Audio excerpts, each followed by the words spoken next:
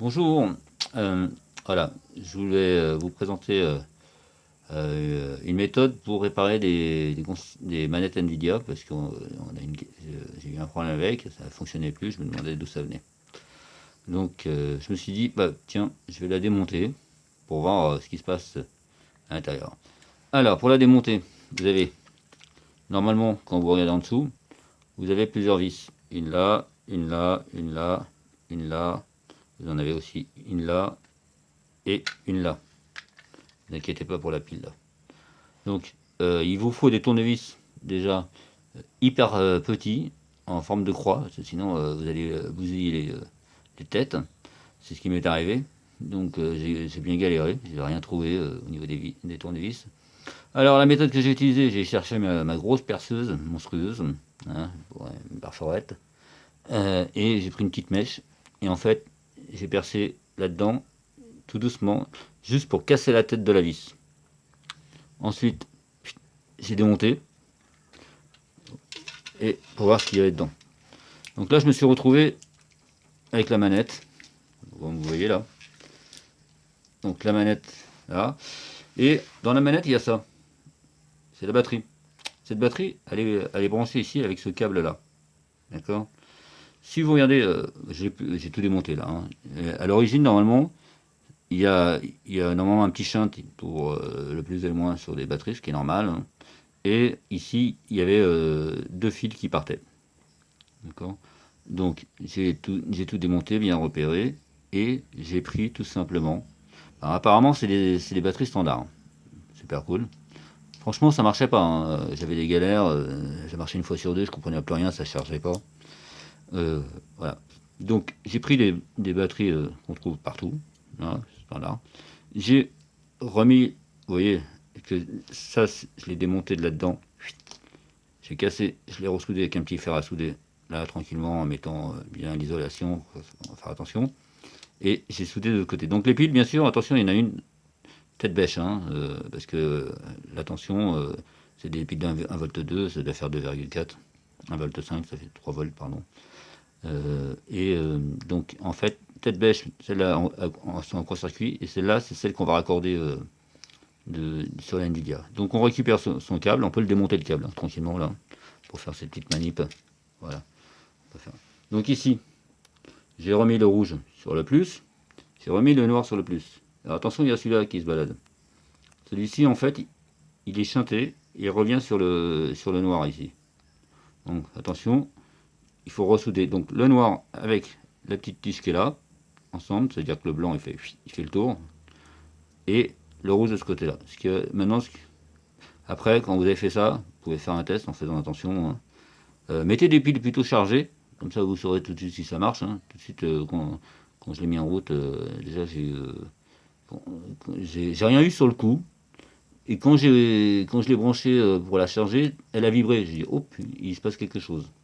Donc voilà. Donc j'ai tout remis. Donc maintenant, ce que je vais faire, je vais prendre un bon scotch d'électricien pour bien isoler tout ça. Et je vais replacer la batterie dans son petit emplacement tranquillement là-dedans. Dedans, là. Et je vais bien sûr raccorder ici, là où elle était. J'ai testé sans la remonter encore. Ça marche super bien.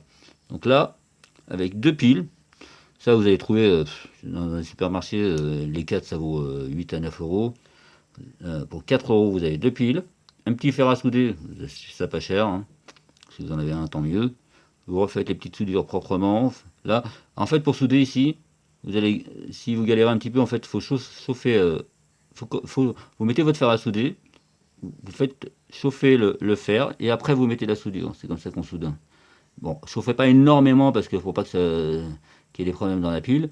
Et dès que vous voyez que hop, la soudure elle commence à coller, ok, vous restez un petit peu, vous réessayez et vous mettez une première couche de soudure et après vous soudez votre fil tranquillement. Le fil, en fait, quand vous allez l'enlever, quand il était sur la pile ici, il était en fait, il n'était pas soudé, il était serti. Donc on le casse un petit peu, on lui met un petit peu de soudure au niveau du fil, hein, des brins du fil qui sont à l'intérieur, qui ne sont pas isolés, et après on le soude. C'est comme ça qu'on fait en électronique. Voilà. Donc là, vous soudez tout ça, comme je vous ai dit, tranquillement, vous isolez tout avec du scotch électricien, vous remettez dans le tout, dans le tas.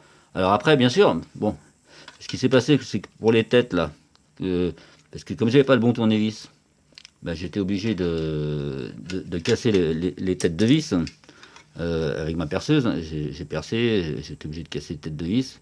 C'est pas grave, bon, regardez, là-dessus, on voit encore la vis qui est là-dedans, je l'ai bousillée, hein, y a rien à faire. Mais bon, je vais recoller tout ça, je vais mettre un petit peu de super glue, je pense que ça va tenir. Et voilà, je viens de m'économiser 65 euros, ou même plus, je crois que j'ai regardé sur internet, c'est introuvable, c'est galère.